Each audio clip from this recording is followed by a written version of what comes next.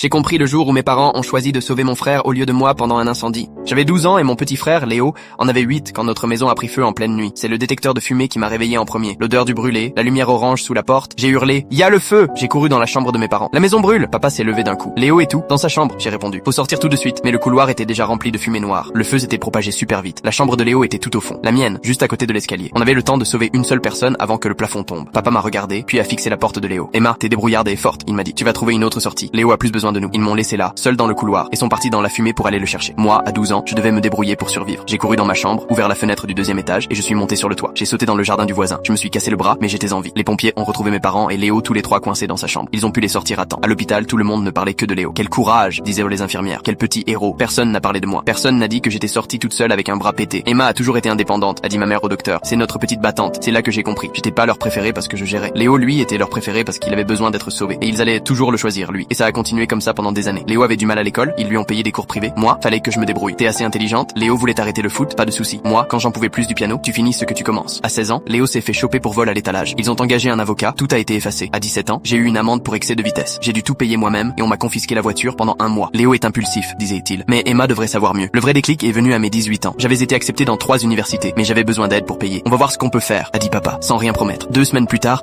Léo a eu un accident en conduisant bourré. Et au lieu d'utiliser l'argent pour mes études, ils l'ont dépensé pour ses frais d'avocat. Et lui ont même racheté une voiture. La fac peut attendre, a dit maman. Léo a besoin de nous maintenant. J'ai fait mes valises cette semaine-là. Je leur ai plus jamais rien demandé. J'ai bossé 3 jobs en même temps. J'ai commencé par une petite école, puis j'ai pu transférer à une fac publique.